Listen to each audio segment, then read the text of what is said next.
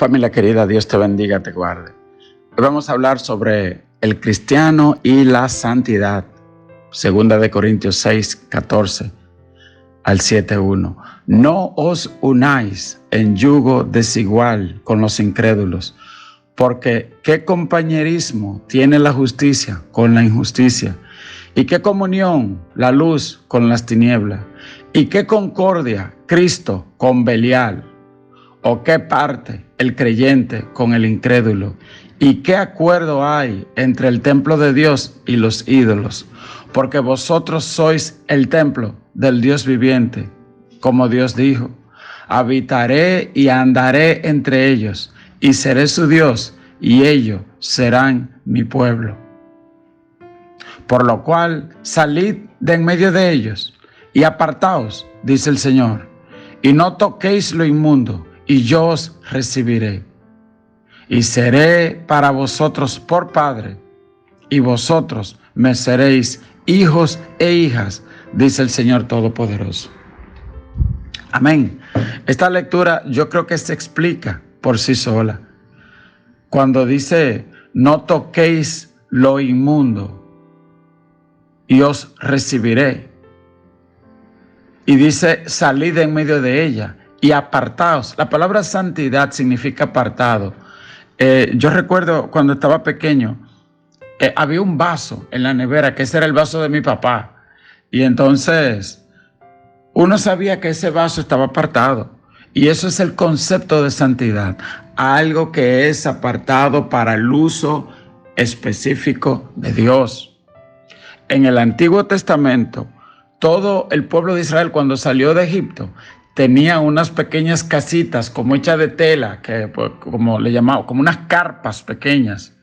Pero en medio del campamento había una carpa especial que se llamaba el tabernáculo de reunión. Luego del pecado del pueblo, esa carpa fue sacada de entre el pueblo y puesta aparte, fue apartada, separada. ¿Ok? Entonces, esa carpa especial que se llama el tabernáculo de reunión es donde estaba el arca del pacto de Dios y la tabla con los 10 mandamientos y la presencia de Dios. Y entonces hubo un momento que aunque el pueblo de Israel son los hijos de Dios, la presencia de Dios no podía estar en medio de ella. Fíjese que el mismo pueblo de Israel, cuando Dios descendió al monte para darle la ley, ellos tuvieron tanto temor porque sintieron la presencia de Dios en ese lugar, que le dijeron a Moisés, acércate tú, nosotros no vamos a quedar de lejos, no sea que nosotros muramos. Y Dios le dijo, bien han respondido. ¿Qué quiere decir esto? Que todos somos criaturas de Dios, pero no todos somos hijos de Dios. Desde el principio usted ve que Dios dijo que Él separó las tinieblas de la luz, hizo el día y la noche. ¿Qué pasa? Que hay personas que creen que pueden tener un pie en las tinieblas y un pie en la luz. No, cuando Dios permite que nosotros estamos en tinieblas, en momentos de oscuridad o en lugares donde hay mucha perversión, Él lo permite porque tú eres luz. Y la Biblia dice que la luz en las tinieblas resplandece y las tinieblas no pudieron contra la luz. Aleluya. ¿Qué quiere decir eso? Que aún sea el niño más pequeñito, si tiene la luz de Cristo, la presencia de Dios, ningún brujo, ningún diablo, ningún demonio tiene autoridad contra la presencia de Dios en ese niño y tiene que huir. ¿Ok? El mundo de las tinieblas sabe muy bien eso, que ante la presencia de Dios los demonios tienen que huir. Ahora yo te hago una pregunta. Si alguien te brinda un rico jugo de zapote o un rico té de alpazote, pero dentro del vaso hay una ala de una mosca o de una cucaracha, ¿te tomarías? Claro que no, porque aunque hay un buen jugo de zapote o una champola de guanábana o como lo que a usted le guste, un vaso entero, sí, pero es que tú le viste una alita de una cucaracha, tú no te la vas a comer. Y eso es la santidad.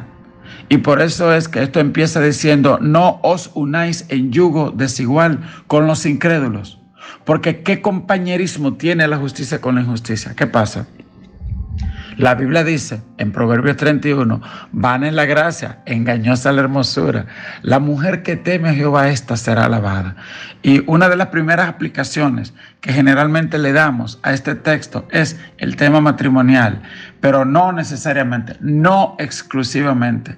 Cuando vemos el contexto de 2 de Corintios, Pablo no necesariamente está hablando del matrimonio. Él está hablando de la unidad de la iglesia, de los falsos maestros y de algunas cosas que estaban pasando en la iglesia. Pero desde luego esto se aplica y debe aplicarse al tema del matrimonio. ¿Por qué?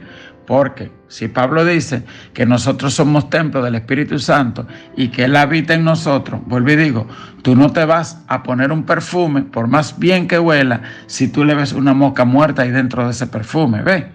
Entonces la santidad es un tema delicado.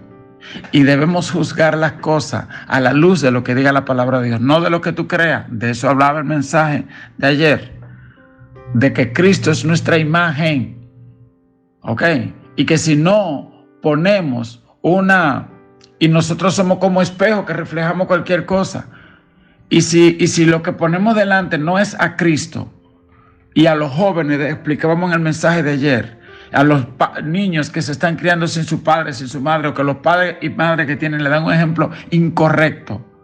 Estos niños, como un espejo, como una esponja, esto es lo que van a reflejar, porque el modelo que tienen es un papá irresponsable, una madre irresponsable, ¿ok? O un padre que lo abandonó. Entonces, ¿qué es lo que ellos tienen de modelo? El tigre del barrio, el pandillero. Y entonces, ¿cuál es su modelo? ¿Cuál es su héroe? El pandillero, el vende droga. Porque no tuvo ahí un papá que le dé un ejemplo. Una mamá no tuvo ahí que le dé un ejemplo. ¿Me entienden? Entonces, Pablo, ante esta situación, aconseja, no se unan en yugo desigual. ¿Qué es un yugo? O que usted cogía, por ejemplo, dos bueyes y le ponía un palo que los unía los dos y le ponía una rastra, un arado y araban la tierra. ¿Qué pasa? Que si uno jalaba y otro no jalaba, ya usted sabe que uno iba a pasar trabajo.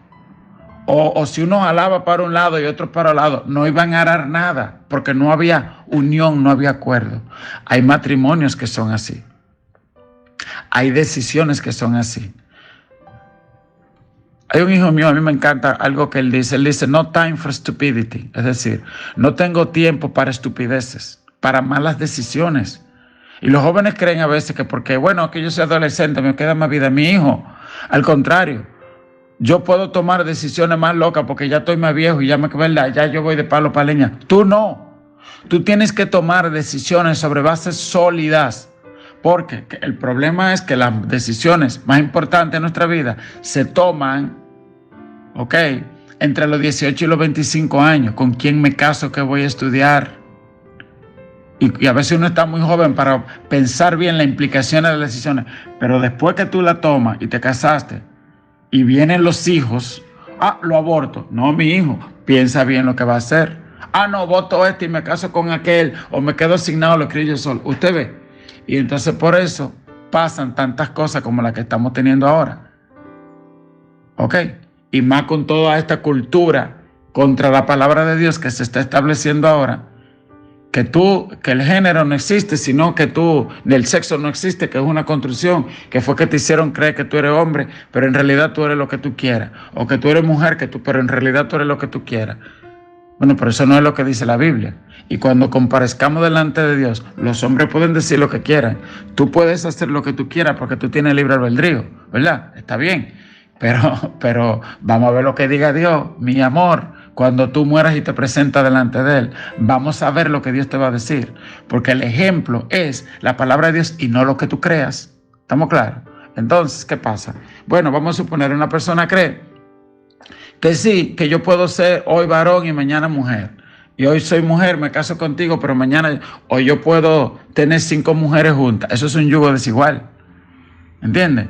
O tú tomas y haces tal cosa y yo no hago. Bueno, está bien, cuando ustedes se casen y tú quieres ir para la iglesia, hombre, y la mujer quiere ir a bailar por ahí, para la discoteca, como antes lo hacía, dime qué van a hacer.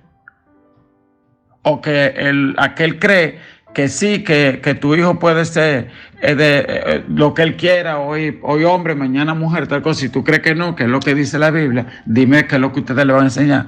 Yo sé la historia de un hombre cristiano, un líder cristiano que fue a Estados Unidos a un curso, y ella conoció una mujer cristiana, pero de otra religión, era católica. Y ella era americana, muy linda, y se casaron los dos. Pero después, y todo iba muy bien. Se iba uno para una iglesia, otro para otra. Porque él era un líder de la iglesia evangélica, conocido nacionalmente. Pero después, cuando empezaron los muchachitos, ella se le llevaba una semana para la iglesia católica, él otra semana para la iglesia evangélica. ¡Qué lío! Después empezaron las desavenencias, después terminaron divorciados. ¡Qué pena! ¿Entiendes? Entonces uno como que tiene, pero Pablo, vuelvo y les digo, no solo se refiere a esto, a que no se unáis en yugo desigual, no se refiere solamente al matrimonio. Ok, él se refiere a más cosas. Es que en la iglesia primitiva había gente que se habían infiltrado y Pablo decía una cosa y ellos decían otra. Entonces Pablo dice, con esa gente no se junten. Mire cómo él lo dice en 1 Corintios 5, 9. Él dice, les he escrito por carta que no se junten con los fornicarios. Pero no me refiero a los fornicarios de este mundo, o con los ávaros, o los ladrones, o los idólatras, pues en tal caso sería necesario salir de este mundo. Lo que le escribí es que no se junten con ninguno que llamándose hermano sea fornicario, o ávaro, o idólatra, o maldiciente, o borracho, o ladrón, con tal ni aún comas, porque ¿qué razón tendría yo para juzgar a los que están fuera? Ok, lo que Pablo está diciendo es, no se junte con ningún falso cristiano. Él dice, yo no le mando a que no se junten con los impíos, porque los impíos tenemos que juntarnos con ellos para predicarle y para hablarle. Ahora, lo que yo no puedo es meterme impío con ellos, porque la Biblia dice, conviértanse ellos a ti, tú no te conviertas a ellos. ¿Me están entendiendo?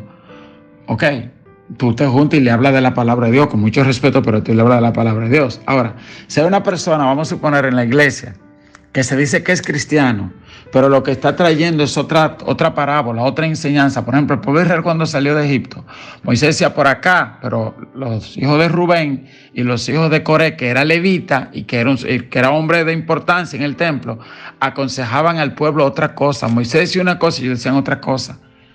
Y respetaban a Aarón, la autoridad de Aarón.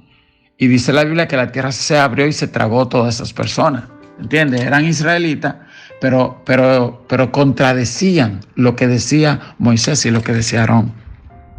Entonces, en el tiempo de Pablo aparecieron unas personas que estaban haciendo falsas enseñanzas y cuyo fin era las ganancias materiales. Y Pablo decía, no se junten con esa persona. Y uno puede ver también cuando se rebelaron los hijos de David contra su padre. Fíjese, a mí me da pena, porque cuando Absalón, un viaje de hombre, siguieron a Absalón para rebelarse contra el rey David. Y después cuando los otros hijos de David también hicieron lo mismo. Y yo digo, pero qué gente tan tonta. No se dieron cuenta que estaban siguiendo un hombre equivocado, un modelo equivocado. Ah, no, pero que ese es mi amiguito. Sí, pero es tu amiguito, pero está en rebelión o está haciendo cosas contrarias al orden. Entonces tú no tienes que escoger, y eso es lo que Pablo dice. Tengan cuidado. Pablo lo que dice, os escribí que no se junten con ninguno, que llamándose hermano sea fornicario, avaro, idólatra, maldiciente, borracho, ladrón, estafador, maldiciente. Dice, con ese ni siquiera comas. ¿Está? Entonces uno dice, bueno, pero es que imagínate. Pablo también escribió en 1 Corintios 6, 9 al 11, no sabéis que los injustos no heredarán el reino de Dios. No erréis, ni los fornicarios, ni los idólatras, ni los adúlteros, ni los afeminados, ni los que se echan con varones, ni los ladrones, ni los estafadores, ni los maldicientes heredarán el reino de Dios. Ustedes antes eran eso, pero ya ustedes han sido lavados y santificados, ya fueron justificados en el nombre del Señor Jesús, por el poderoso Espíritu de nuestro Dios. Y también, por último, dice en 1 Corintios 6:19, o ignoráis que vuestro cuerpo es templo del Espíritu Santo. Ve. Y dice en 1 Corintios 15:33, no erréis, las malas conversaciones corrompen las buenas costumbres. Usted ve, es decir, el chismecito, la cuestioncita, no, nada de eso. porque al leerse la Biblia que daremos cuenta de cada palabra que salga de nuestra boca. En resumen, esto es lo que está diciendo Pablo, que debemos ser celosos en guardar la santidad. Tenemos que tener cuidado el tipo de conversaciones, tenemos que tener cuidado de quién estamos usando como modelo. Porque Pablo dice, las malas conversaciones pervierten las buenas costumbres. Uno dice, ay, no es nada. No, yo sé que fulano es así, pero no es nada. Yo me junto, pero no se me pega nada. Ah, pues sigue para allá. Que con el tiempo, cuando viene a ver, como decimos los dominicanos, el que se junta con cojo, al año cojea. Que Dios te bendiga, que Dios te guarde. Mantén tu santidad, porque eres templo del Espíritu Santo. O en ti habita el Espíritu Santo, o en ti va a habitar espíritus inmundos. Así que escojamos en el nombre del Señor la presencia de Dios en nuestra vida. Dios te bendiga y te guarde.